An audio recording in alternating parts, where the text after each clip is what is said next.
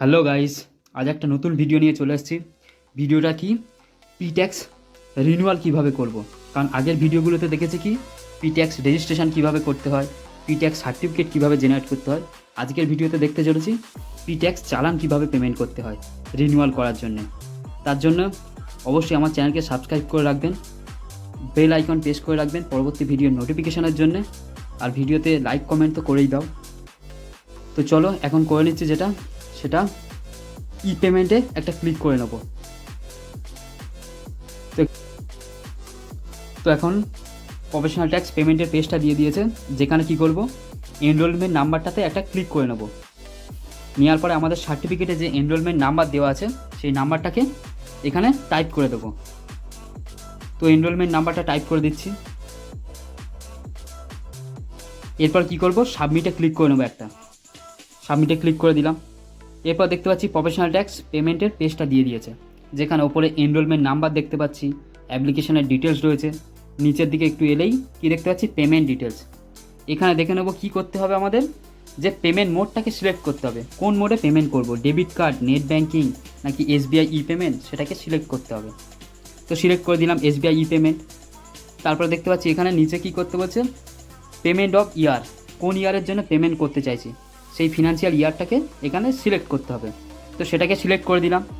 দেওয়ার পর দেখতে পাচ্ছি আমাদের এখানে পিরিয়ড শো করছে, যে কোন পিরিয়ডের জন্য আমরা চালানটাকে পেমেন্ট করতে চাইছি। তো দেখতে পাচ্ছি এখানে 23-24-এর জন্য পেমেন্টটা হতে চাইছে। তো পিরিয়ড সিলেক্ট হয়ে গিয়েছে। এরপরে কি করতে হবে, যে আমাদের গস টার্নওভার কত আছে সেই টার্নওভারটাকে এখানে বসিয়ে দিতে হবে 23-24-এর। তো 23-24-এর টার্নওভারটাকে বসিয়ে দিচ্ছি এখানে। তো টার্নওভারটাকে বসিয়ে দিলাম স্ল্যাব অনুযায়ী, যে এই স্ল্যাবের মধ্যে আমার টার্নওভার 23-24 যে অ্যাসেসমেন্ট ইয়ার, তার যে প্রিভিয়াস ইয়ারটা, সেই প্রিভিয়াস ইয়ারের যে টার্নওভারটা হয় সেই টার্নওভারটা স্ল্যাব অনুযায়ী সিলেক্ট করে নিয়েছি। নেওয়ার পর দেখতে পাচ্ছি আমাদের এখানে পেমেন্ট অ্যামাউন্ট জেনারেট হয়ে গিয়েছে। তো চাইলে আমরা এই স্ল্যাবটাকে চেঞ্জও করতে পারি আমাদের টার্নওভার অনুযায়ী। তো চেঞ্জ করলে এখানে চালান অ্যামাউন্টও চেঞ্জ হয়ে যাবে। তো আমাদের যে টার্নওভারটা রয়েছে সেই অনুযায়ী আমরা সিলেক্ট করে নিচ্ছি প্রিভিয়াস ইয়ারের। তারপর কি করছি, পেতে ক্লিক করে দেবো একটা, পে অপশানটাতে একটা ক্লিক করে দেবো। দেওয়ার পরে পরবর্তী প্রসেসে চলে যাবে। তো পেতে ক্লিক করে দিলাম।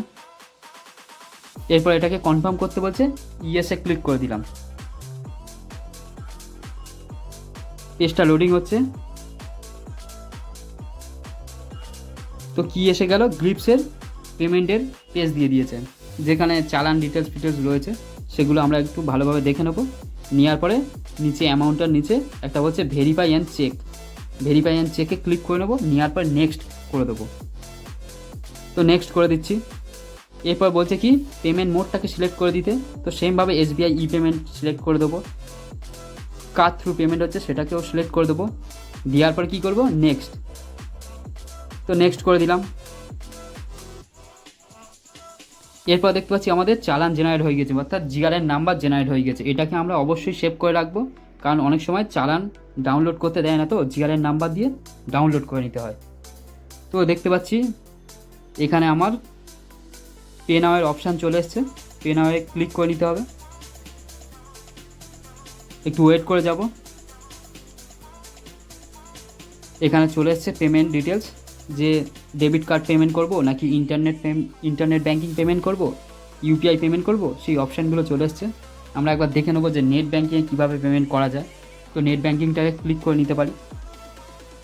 তো নেট ব্যাঙ্কিং একটা ক্লিক করে নিচ্ছি। নেওয়ার পরে আমার এখানে ব্যাঙ্ক সিলেক্ট করতে দিচ্ছে, কোন কোন ব্যাঙ্কের থ্রু আমরা পেমেন্ট করতে পারি। তো সেই ব্যাঙ্কটাকে সিলেক্ট করতে পারি, করে নিয়ে পে নাও করতে পারি। তো দেখে নেবো এখানে। আর আমার চ্যানেলকে অবশ্যই সাবস্ক্রাইব করে রাখুন, আর লাইক কমেন্ট করে দিন ভিডিও কেমন হচ্ছে।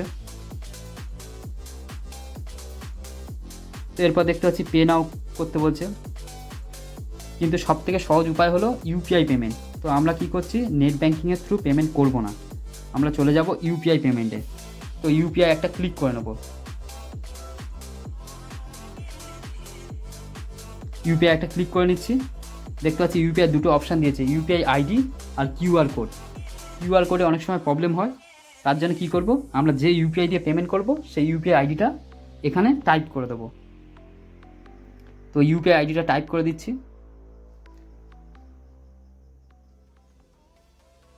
এরপর পাশে ভ্যালিডেটের অপশান আছে, ওখানে ক্লিক করে নেব, নিয়ে দেখব ভ্যালিডেট হয়ে গিয়েছে। তো এখন ভ্যালিডেট হয়ে গেছে, একটু ওয়েট করে যাব। পে নাও অপশান দিয়ে দিয়েছে আমাদের এখানে, ক্লিক করে দেবো এখানে পে নাওতে।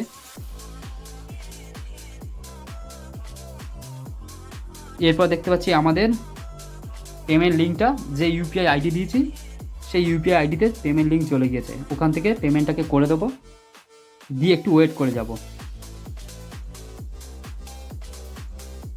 তো আমার পেমেন্ট হয়ে গিয়েছে, একটু ওয়েট করে যাব।